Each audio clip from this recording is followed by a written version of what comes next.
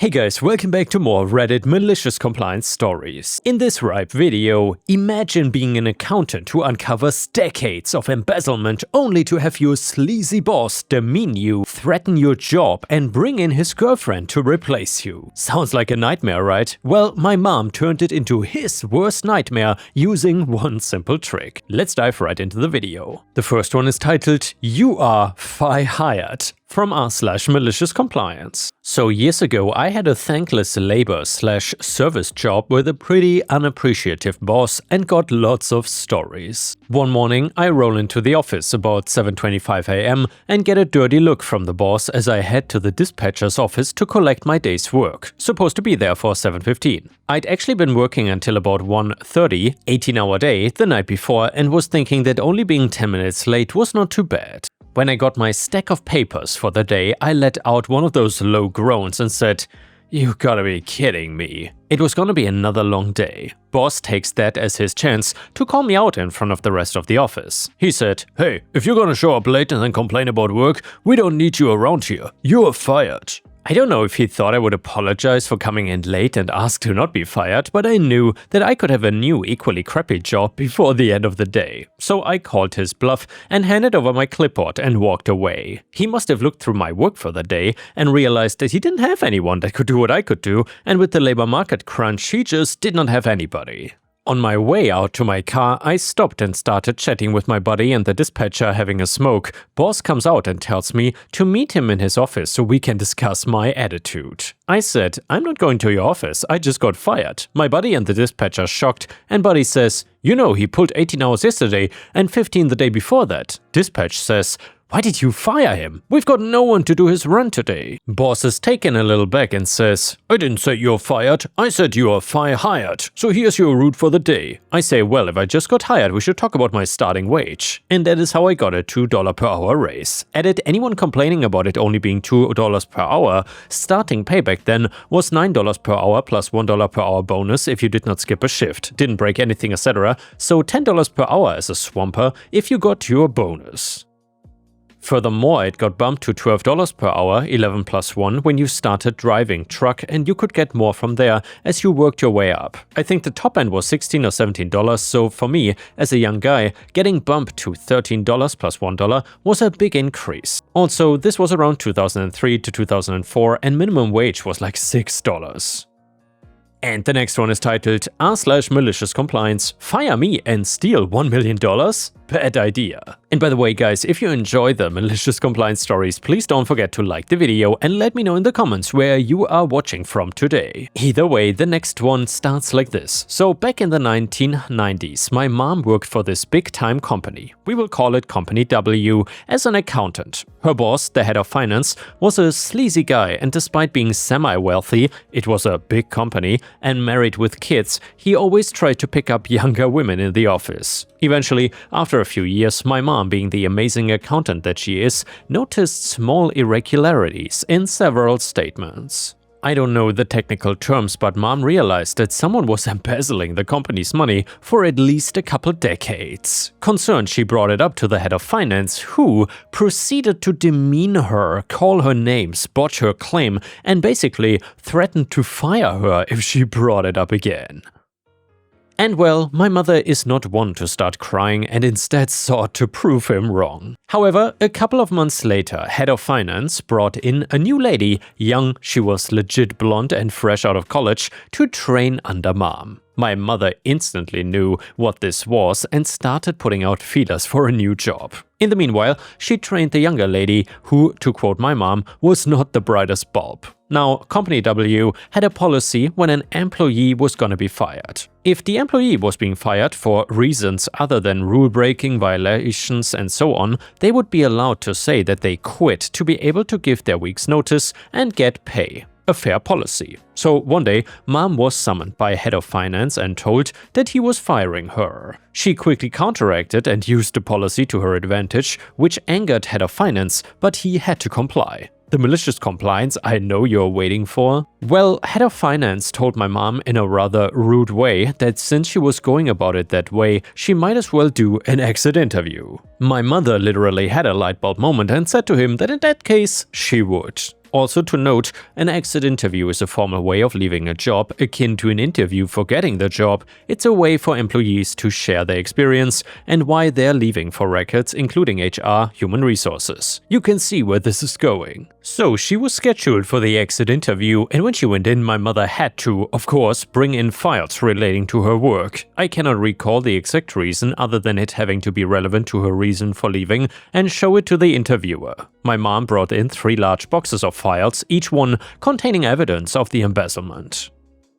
She then presented it to the interviewer, who my mother told me was rather stunned, and proceeded to hand over all the evidence and proceed with her exit, including talking about the head of finance's reaction and how not long after the new lady was brought in to replace her. Mom then left the company that day, got new employment and moved on. Well, it was a decade later that she learned what actually happened. So my dad was a delivery driver at that time and actually made a delivery to Company W. While there, he talked with an employee, mentioned my mom had worked there and how she left, and the employee told him quite the juicy story. In the year following my mom's departure and interview, her evidence was brought to HR and the CEO ordered an internal investigation.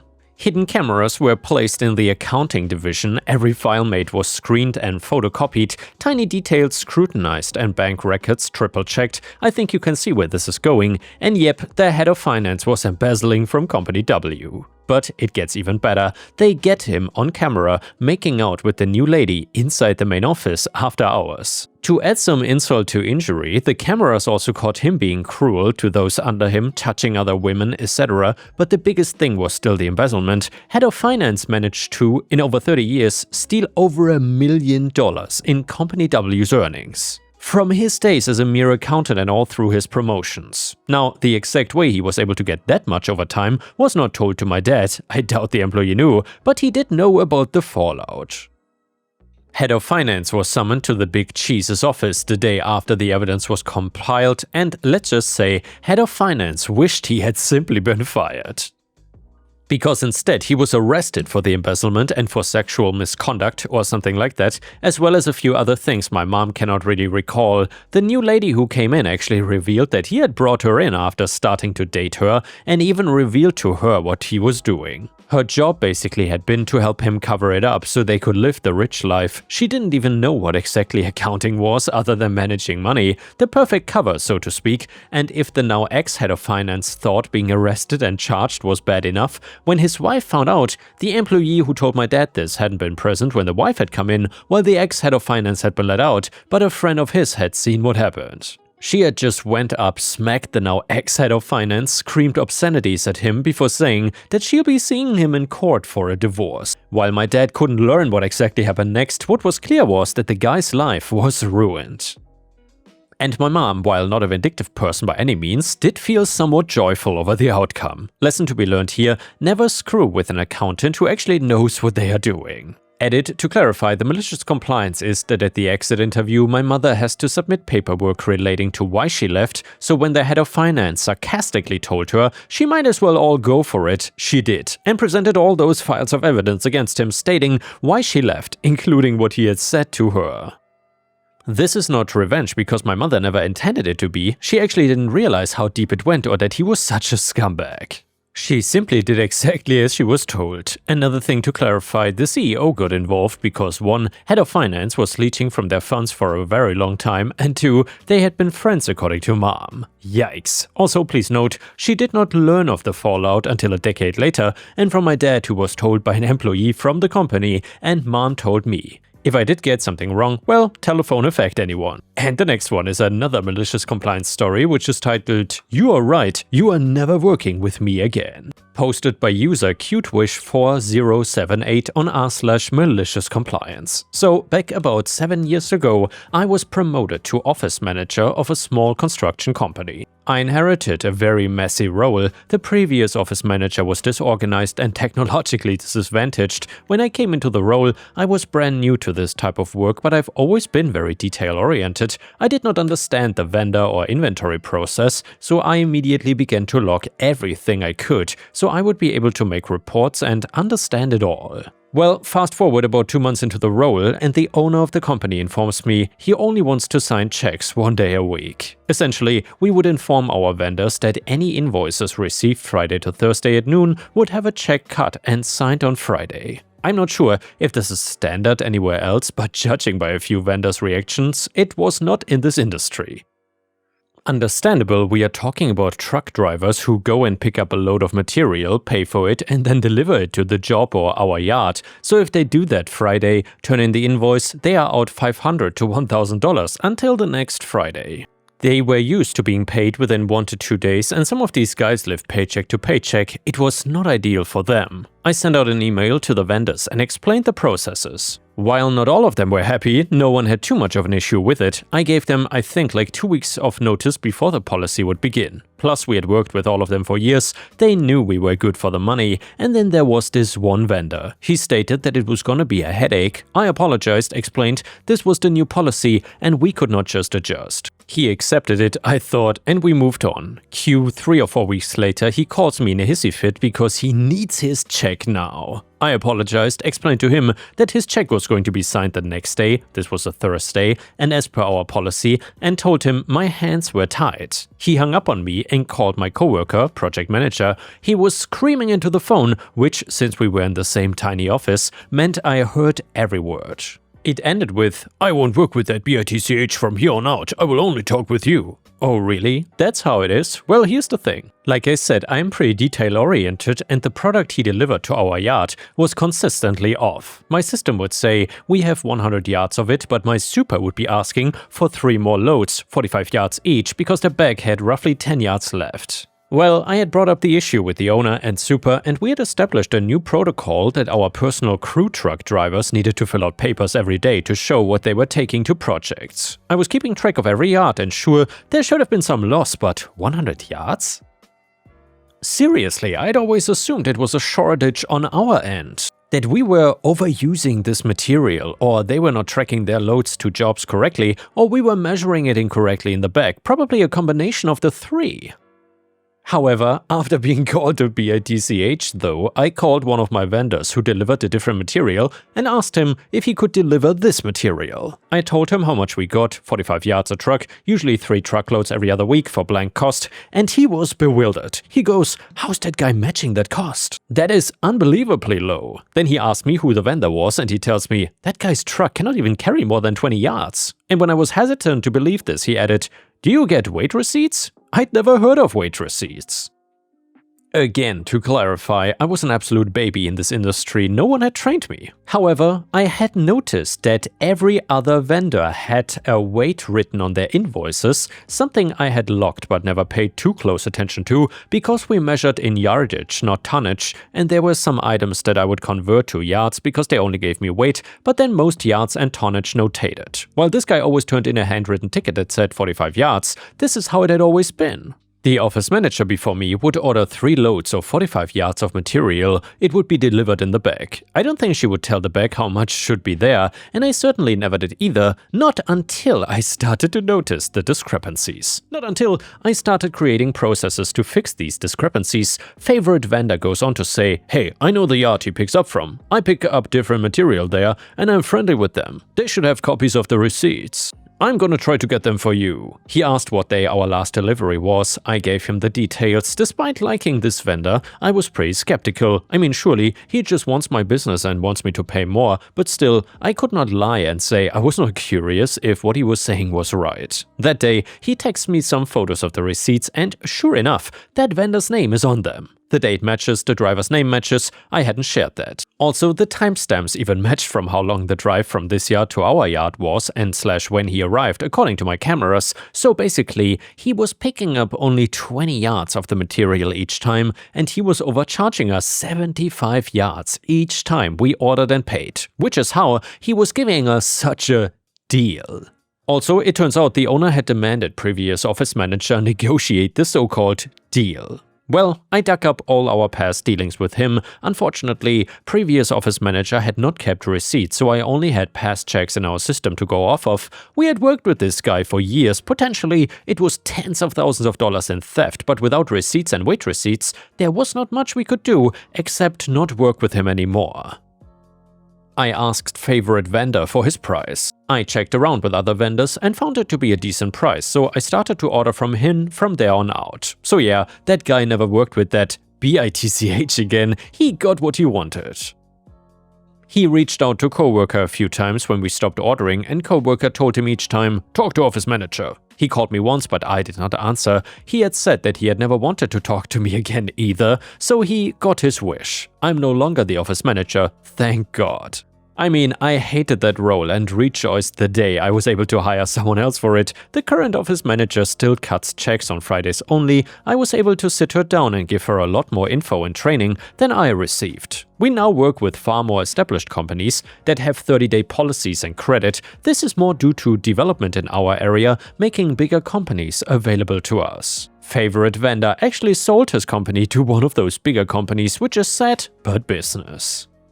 And the next one is titled, HOA Karen vandalizes my solar panels, destroys my roof and claims that I'm stealing her son. And by the way, if you enjoy the HOA stories, please don't forget to like the video and subscribe to the channel if you haven't already to not miss any of my daily uploads. Thank you so much. So I've always been interested in sustainable living, but it was not until 2019 and a worldwide pandemic that I started to take it a little more seriously. I spent a lot of time thinking about the fact that if something worse was to happen to the world, I wanted to be prepared and be able to sustain myself and especially my family. Being part of an HOA makes that slightly more difficult because it means that anything I want to do causes me to jump through the hoops of the HOA. Who's president I will talk about in just a couple minutes. So I just want to give an example of how doing something simple and sustainable can take so much more effort due to being part of an HOA. So I wanted to have a garden and be able to grow my own food. But well, the HOA bylaws have rules regarding gardens that I had to make sure I was following before I could even begin the process.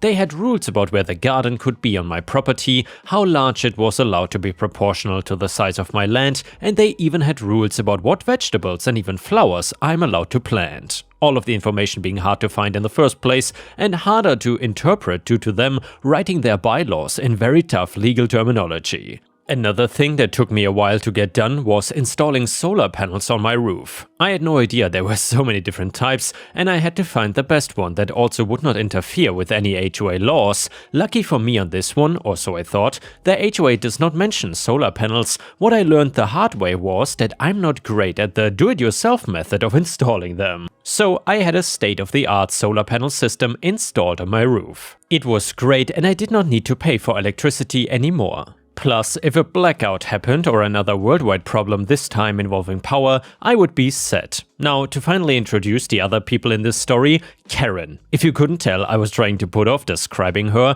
because it's not that easy for me to describe how totally crazy she is. She has had several power trips in the past, fueled by her position of power. At one point, she was very patriotic and just insisted that every home needed to have an American flag on it. If not, she was trying to put them up herself and fine anybody who was not complying with this, going as far as to think anybody who did not want a flag must be a terrorist or something. The latest obsession, and one that has been for a while, is her focus on sunlight. And I mean, yes, the sun is important, but she seems to be doing her research from the back of a cereal box because she is just wrong about everything. She has complained about the existence of trees in the neighborhood and was trying to get something passed to get rid of them all. She claimed that the shade from trees was stealing the sun, that she needed the sun in order to live, and the trees and plants wanted to take all of it away from people. And yes, it circled back to her thinking my garden was using too much sun. Yeah, that is what she said. Now, I found out the hard way from talking to her what her issue with sunlight all of a sudden was.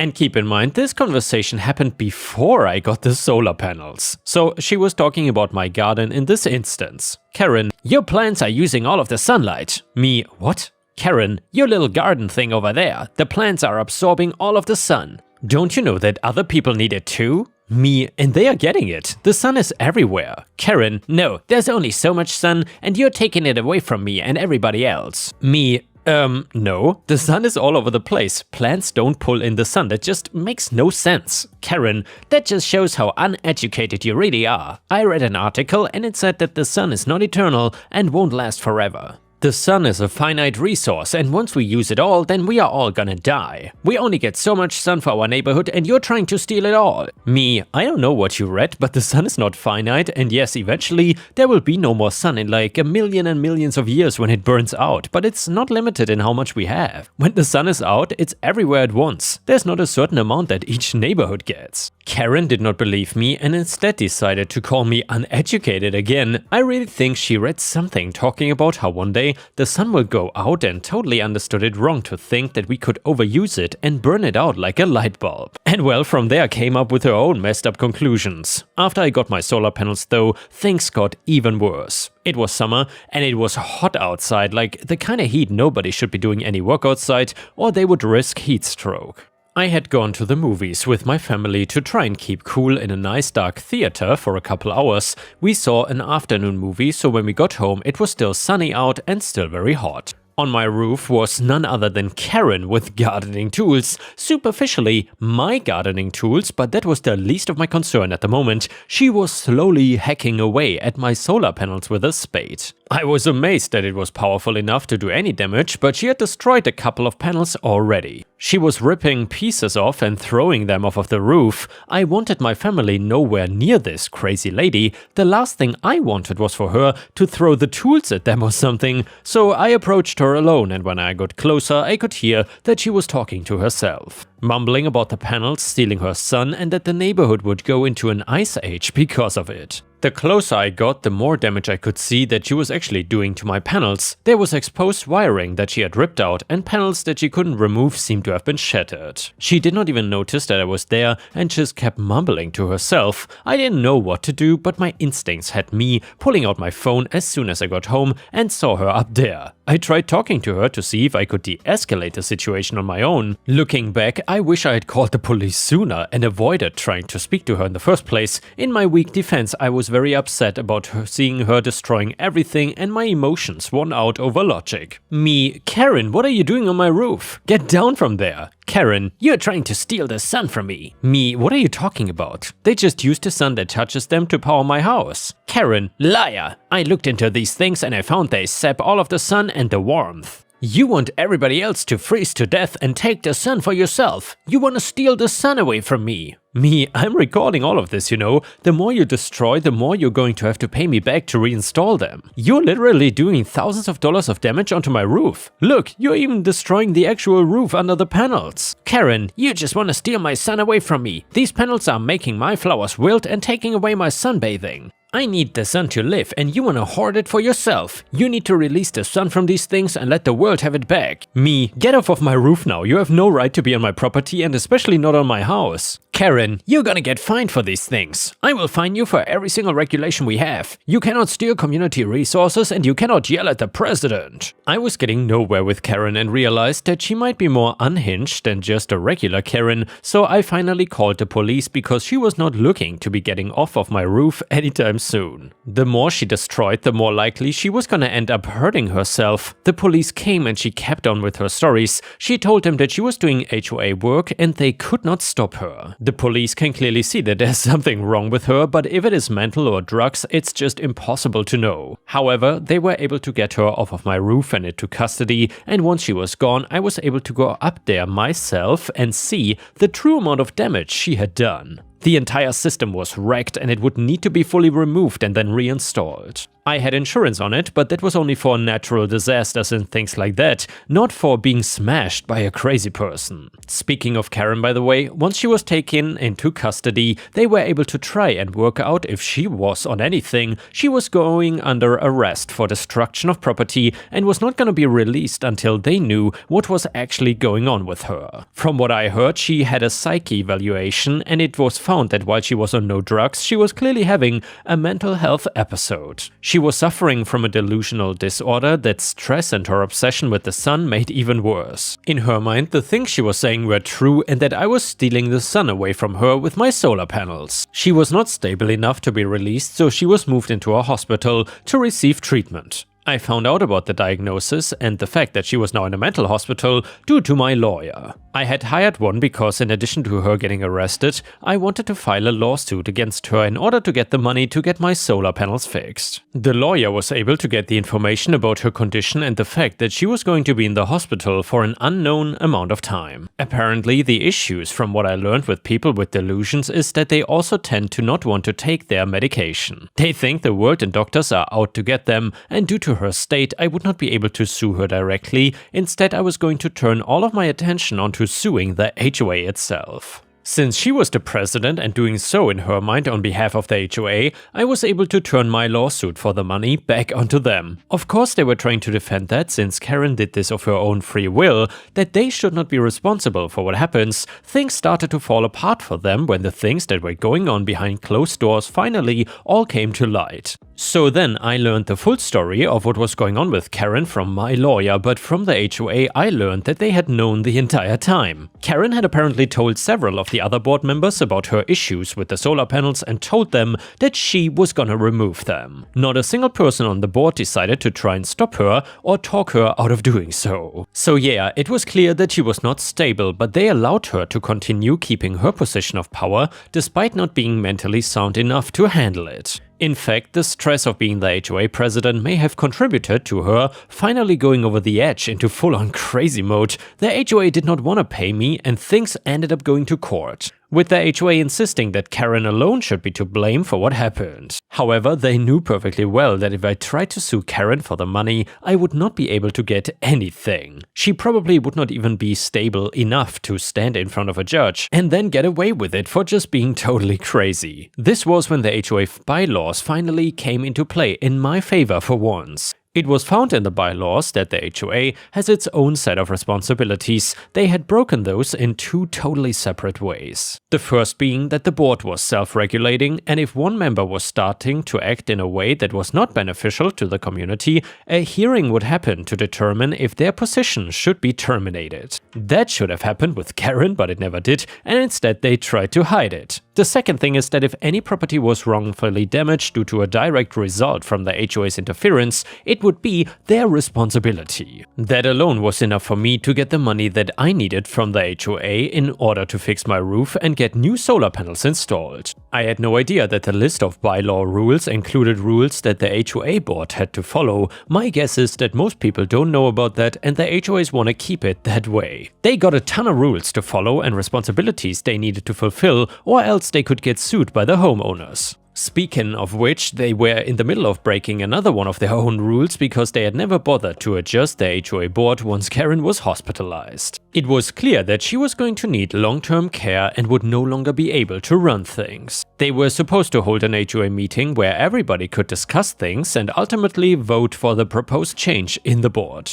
And you can be sure that the gossip went around like crazy and the residents were not happy that the board knew Karen was mentally ill and losing it and did not try to remove her from any position of power over people. The meeting did end up happening and I used the video I took to provide evidence that Karen was not stable and should not be on the board. In fact, she should have been removed long ago when she was clearly acting off. People saw the video and could not believe what they were seeing and were furious that the board didn't do anything about Karen. It was months later, and on paper she was still the HOA president. I made a point that Karen poses a danger to everybody as long as she retains the title of power. She could have, in theory, been released at any point from the hospital, come back and still been president. The HOA board was forced with the pressure of the people to finally remove her. The video also got people interested in the fact that I had solar panels asking questions about the benefits. If Karen was there, she would have been losing it knowing that more people were now interested in getting solar panels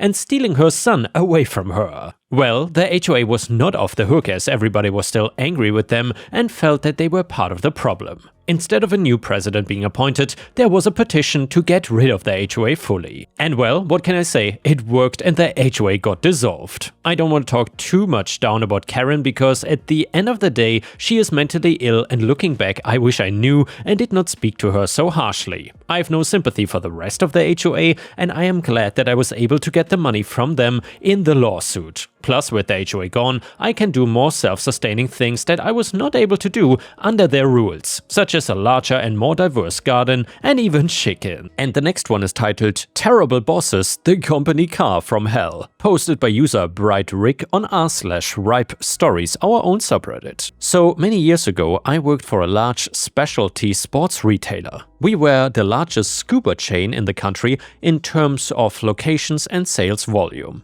I'd been there around 10 years and they called me in one day to inform me that I was getting a company car. Wow, great, huge money saver for me. I was told it would be a 1990 Pontiac Le Mans. Sounds fancy. Well, it was a compact hatchback with zero frills, crank-up windows, no AC, basically the cheapest model available. But hey, it's a free car. The only caveat was that when the car was at the business, they would use it for deliveries because it's a company car. Well, next paycheck, and it's $95 short. Adjusted for inflation, that is over $250. I went to the person handling payroll and asked what was going on here. That is the cost for the car loan and insurance. I thought she was joking, but nope. I said, then I don't want it, especially since everyone in the company is driving it. I'm not paying for your car. So I carpooled home with a friend and left the car. Next check, $95 short. Same story. I said, I do not want that car. I expect the $190 to be returned, unless you really want me to quit. Well, the owner called me soon after, not understanding the problem, and I said, I'm not paying for your company car and insurance. You did not give me a benefit, you gave me a bill. What do you mean? I explained to him, and silence. It turned out the person doing payroll took it upon herself to do this as a cost-cutting measure. Okay, so I talked to her again, but nope, he told her to do it and then threw her under the bus. I got the money back and was still able to use the company car. And yeah guys, thank you for watching, I will see you again tomorrow.